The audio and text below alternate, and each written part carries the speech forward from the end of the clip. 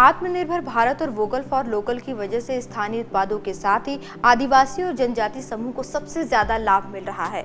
आदिवासी समाज द्वारा तैयार किए गए उत्पादों को सीधे बाजार में और ग्राहक तक कैसे पहुंचाया जाए, इसके लिए जनजाति मंत्रालय कई योजनाओं पर काम कर रही है।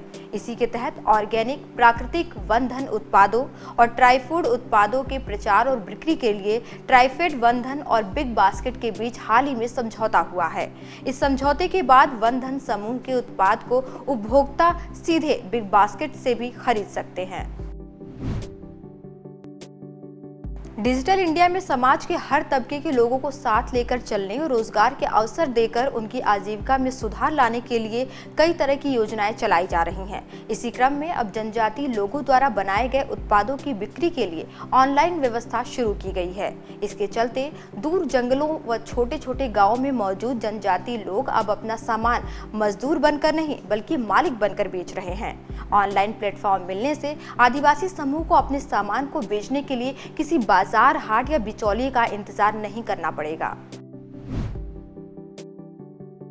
कोरोना महामारी की वजह से लोग ऑनलाइन खरीदारी की ओर ज्यादा बढ़े हैं। उपभोक्ता अब घर पर सुरक्षित रहते हुए उच्च गुणवत्ता वाले किराने की वस्तु खरीदने की सुविधा चाहते हैं। ऐसे में अब बिग बास्केट से आदिवासी समूह और जनजाति समूहों के वन धन प्राकृतिक खाद्यान्न, तेल, बेकरी, पेय पदार्थ, नाश्ता, सफाई और घरेलू सामान, सौंदर्य और स्वच्छता के सामान आदि संभावित उत्पाद खरीद सकते हैं। इससे जनजाति समूह के साथ ही उपभोक्ता को भी सामान तक पहुंचने में आसानी होगी। कोरोना काल में सबसे ज्यादा आयुर्वेद पर जोर दिया गया। जंगलों और पहाड़ी क्षेत्रों में रहने वाले आदिवासी आयुर्वेद की औषधियों और जड़ी बूटियों को अच्छी तरह पहचानते हैं। इसमें गिलोय, महुआ के फूल, हरण आदि हैं।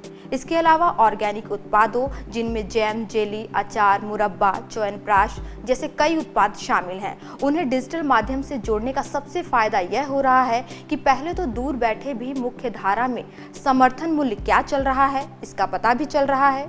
अगर वो जंगल से या कहीं से कुछ बेचने के लिए आवेदन करते हैं तो पहले उन्हें मैसेज पहुंच जाता है कि बाजार में इसका समर्थन मूल्य कितना है, ताकि उन्हें भी लाभ पहुंचे। साथ ही अब उनके सामानों के बेहतर ब्रांड बनाने के लिए पैकेजिंग, मार्केटिंग के लिए डिजिटल प्लेटफॉर्म से जोड़ने की योजना बनाई गई है। वर्तमान में ट्राइफेड के पूरे देश में 100 से ज्यादा रिटेल स्टोर हैं। 28 राज्य इसमें पार्टनर हैं जो जनजाति समूह द्वारा बनाए गए उत्पादों को बाजार की व्यवस्था करते हैं। लेकिन कोविड के बाद लॉकडाउन रहा और उसके बाद अनलॉक हो चुका है। ऐसे में देखा गया कि बिना डिजिटल स्कोप से उन्हें एक बड़े बाजार तक पहुंचाना मुश्किल है। इसके लिए ई मार्केट प्लस के लिए योजना बनाई गई। इसके तहत 5 लाख आदिवासियों को डिजिटल ई कॉमर्स के तहत एक शॉप खुलवाने की योजना है। ये लोग अपने सभी उत्पादों को देश विदेश में ई मार्केट के जरिए बेच सकेंगे। उनकी हर एक सामग्री को पोर्टल के साथ लिंक कर दिया जाएगा। इसके अलावा देश में 85 स्थानों पर दुकानें हैं, उसे भी डिजिटल से लिंक किया जा रहा है। आदिवासी समूह के उत्पाद आज ट्राइब्स इंडिया की वेबसाइट के अलावा अमेजॉन, फ्लिपकार्ट और सरकारी ई बाजार जेम पर भी उपलब्ध हैं।